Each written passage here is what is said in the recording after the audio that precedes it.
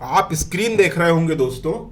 आपको स्क्रीन पे दिख रहा होगा एक माँ अपने बेटे को चप्पल से पीट रही है या कुछ पिटाई कर रही है, बेलन है या छड़ी है, जो कुछ भी है। इसमें लिखा है ना खुद नमाज पढ़ता है और ना किताब पढ़ता है, ना पढ़ता है किताब, लेकिन 12th टॉपर से पूछता है वेयर इज योर हिजाब।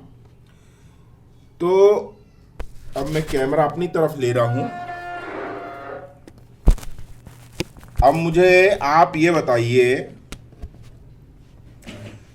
कि 12th टॉपर से कोई अगर ये पूछे कि तुम्हारा हिजाब कहाँ है, तो क्या ये सही है?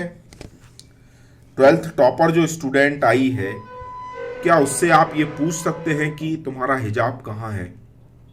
जबकि पूछने वाले ना खुद नमाज पढ़ते हैं, ना वो अपने रिलीजन के लिए, अपने पंथ मजहब के लिए डिवोटेड है, ना उन्होंने किताब पढ़ रखी है। उनसे किताब पूछो तो मालूम नहीं कब से किताब धूल जो खा रही है किताब, वो उन्होंने धूल उसकी झाड़ी नहीं है। तो इस तरह का ये हिजाब कंट्रोवर्सी चल रही है और इसको इस तरह से प्रचारित किया जा रहा है कि महाभारत में जो लोग द्रौपदी की साड़ी खींचने वाले थे वो हिजाब खींच रहे हैं। अब यहां मैं आपको ये चीज बता देना चाहता हूं कि ये हिजाब का समर्थन या विरोध वाली बात नहीं है। ये एक मानसिकता के विरोध की बात है। ये एक मानसिकता का या तो आप समर्थन कर रहे हैं या विरोध कर रहे हैं। तो मैं ये कह रहा हूं कि आपको स्कूल में ही क्यों जाना है हिजाब पहन के? आपको स्कूल में ही क्यों जाना है हिजाब पहन के? यदि आपको हिजाब पहनना है तो आप मुझे ये बताएं कि ये आप शरिया के अनुसार इसको रिकमेंड कर रहे हैं या इंडियन कॉन्स्टिट्यूशन के अनुसार कर रहे हैं। यदि यदि जो लोग ये कह रहे हैं कि हिजाब हमारा अधिकार है, तो अधिकार को ये शरिया के अनुसार बताना चाह रहे हैं या अधिकार को संविधान की धारा जो 25 कहती है अभिव्यक्ति की आजादी, या धारा 14 में है जो पहनने की आजादी, मौलिक अधिकार। तो पहनने की अधिकारी आप पहनने का अधिकार आपका एब्सोल्यूट राइट नहीं है। ये कॉन्स्टिट्यूशन की धारा में ये बताया गया है कि आपका एब्सोल्यूट राइट नहीं है। अगर ये आप किसी दूसरे के अधिकार में हनन कर रहे हैं, अगर ये आप किसी के दूसरे अधिकार क्षेत्र में जा रहे हैं जहां से उसका अधिकार शुरू होता है या उसको परेशानियां आनी शुरू हो रही है, तो ये आपका स्वतंत्रता का अधिकार खत्म हो जाता है। अब आप पूछेंगे कि किसी के हिजाब पहनने से किसी का अधिकार कैसे खत्म हो रहा है? तो मैं आपको यह कहना चाहूंगा कि यदि कोई एक पंथ के या मजहब के मानने वाले बोलेंगे कि अमुक हमारी पहचान है, मजहब की पहचान है और हम इसी के अधिकार अनुसार कपड़े पहनते हैं, तो दूसरे भी जो धर्म के आधार पर अगर बोलना चाहेंगे कि मैं भगवा ही पहन के आऊँगा या पहन के आऊँगी, फिर उसमें धोती पहन के भी आने वाले लोग हैं, फिर नागा साधु भी हैं। अगर नागा साधु 10th में एडमिशन ले लेंगे या कॉलेज में, स्कूल में एडमिशन ले लेंगे, नागा साधु तो कोई वस्त्र धारण नहीं करते। इधर लंगोटी वाले भी हैं, फिर उसके बाद नागा आते हैं। तो आप बताइए, भगवा पहन के आने वालों को आप कैसे रोकोगे? आप धोती कुर्ता पहन के आने वालों को या चोटी और जनेऊ रखने वालों को कैसे रोकोगे स्कूल में आने से? फिर उसके बाद फिर कोई कहे कि यार हमारे तो धर्म में ये लिखा है कि हमारे गुरु लंगोटी पहनते थे, केवल लंगोटी, 12 महीने हम लंगोटी पहनेंगे, चाहे बारिश हो, सर्दी हो, गर्मी हो, वो सिर्फ लंगोटी में रहते हैं। वो बोले हम ऐसे ही आके एग्ज़ाम देंगे, आप हमें 12 महीने देख लो।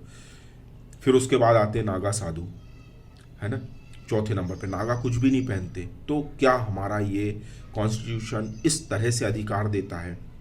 ये अधिकार नहीं है, ये जिद है। ये अधिकार नहीं है, ये जिद है।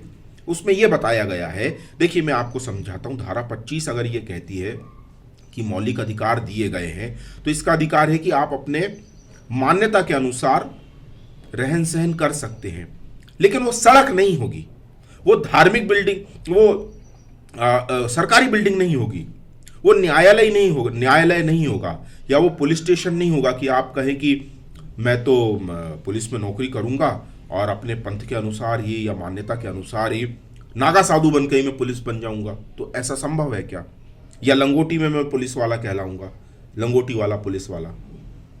नहीं होगा, ये संभव नहीं है। इसलिए इस चीज को जो बेवजह का तूल दे रहे हैं, इन्हें रोकना चाहिए, इन्हें रोकना होगा और न्यायालयों को भी आना होगा।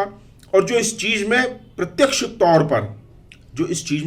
तौर पर पार्टिसिपेट कर रहे हैं, उनको जान का भी खतरा हो सकता है। तो ऐसे संगठनों को जो स्कूलों में हिजाब का विरोध कर रहे हैं, उनको अपने, यानी उसको भगवा ब्रिगेड कहा गया, कांग्रेस भी इसमें एक नंबर है। कांग्रेस भी भगवा, उनको हिजाब चल जाता है लेकिन कभी कभी उनको भगवा नहीं चलता है। तो ये बात नहीं होना चाहिए। तो यदि इस तरह से कोई भगवा के आधार पर विरोध कर रहे हैं और वो अगर जिहादियों के निशाने पर हैं, कट्टरपंथियों के निशाने पर है, तो हिंदूवादी संगठनों को आगे आना चाहिए। अब हम स्वीकार नहीं करेंगे कि हमारे 17-17 साल के बच्चे दुर्गा पूजा में, सरस्वती वंदना में, मूर्ति विसर्जन में जाएं और अपनी खोपड़ी खुलवा के आ जाएं। हम ऐसी माताओं को विलाप करते नहीं देखना चाहते। हम ऐसी माताओं को, अपने किशोर वय बच्चे, छोटे छोटे बच्चे, उनका फटा हुआ चीथड़े वाला सिर उनकी गोद में रखा है और वो माता विलाप कर रही है, ये हम नहीं देख सकते। अब इसे कहीं तो बैरियर लगाना होगा, स्टॉप करना होगा इसको। ये नहीं तो अनंत, ये लड़ाई इतनी लंबी जाएगी। पाकिस्तान बन चुका है, आपको अगर शरिया के अनुसार चाहिए तो वो तो पाकिस्तान बन चुका है। तो अब शरिया के अनुसार, मान्यता के अनुसार तो ये भारत में संभव नहीं है कि आपको हिजाब पहनने की मान्यता दी जाए, या जो मदरसे मस्जिदों में जो होता है वो आपको सरकारी स्कूलों में करना है। हाँ, आप कर सकते हैं, लेकिन उसके लिए आपकी अपनी प्राइवेट बिल्डिंग होना। आप अपनी बिल्डिंग में करें, अपने बच्चों को अपनी बिल्डिंग में पढ़ाएं, अपने ही पैसों से उनको शिक्षक मुहैया कराएं। फिर ये आपके ऊपर है कि आप उनको क्या देना चाहते हैं, कैसी शिक्षा देना चाहते हैं। लेकिन आप कहेंगे कि इंडिया गवर्नमेंट पैसा दे, शिक्षकों को तनख्वाह इंडिया गवर्नमेंट दे, और कंप्यूटर, स्कूल बिल्डिंग, रख रखाव, किराया, वहाँ पे जो स्टाफ है उनका सबका इंडिया गवर्नमेंट दे, और चलन आपके पंथ के अनुसार होगा या मजहब के अनुसार होगा। तो भारत अब इस चीज़ के लिए तैयार नहीं है। जो हमारा अब जो एक हिंदूवादी मन है, ये ना भर चुका है। अब हम देने के लिए अब हम तैयार नहीं हैं। अब हम पाकिस्तान वाली मानसिकता को स्वीकार करने के लिए तैयार नहीं है। ना ही ये 1947 है, ना ही यहाँ पर कोई नेहरू बैठा है। तो ये मैं कहना चाहता हूँ। और मित्रों, मेरा आपसे बहुत आग्रह है, वीडियो को शेयर करें, लाइक बहुत करें। मेरा वीडियो डेड में आने लगा है। आप लोग क्या कर रहे हैं? मैं इतनी मेहनत करता हूँ, आप लोग लाइक शेयर नहीं कर सकते, सब्सक्राइब नहीं कर सकते। तो मैं क्या कहूँ अब आपके ऊपर? इतनी भी अब अगर आप में इतनी भी अगर मान लो जागृति नहीं है कि जो हमारे लिए कोई काम करने वाले हिंदूवादी लोग हैं उनको कम से कम लाइक सपोर्ट ही दे दें, ये भी अगर नहीं कर सकते तो क्या बोलूँ अब मैं? धिक्कार है फिर जीवन पे आपके। सपोर्ट तो करो दोस्तों, सपोर्ट ही नहीं करोगे तो कोई आगे आने वाला कैसे आएगा? आपने वो भगवा शेर देखा होगा, आ गया वो भगवा लेके पूरा सबके सामने, हिजाबियों के सामने। तो अब ऐसे लोगों को समर्थन, उसको 5 लाख रुपए मिल गए हिजाब वाली को। हम क्या कर रहे हैं? हम अपना ही दिया, अपना ही तेल जला रहे हैं। लाइक सपोर्ट तो करो दोस्तों, और ऐसे लोग जो सक्षम है उन तक ये वीडियो पहुंचाओ, और मेरे जैसे काम करने वालों को सपोर्ट दिलवाओ। बैंक की डिटेल मैंने वीडियो में, चैनल में, डिस्क्रिप्शन में डिटेल दे दी है।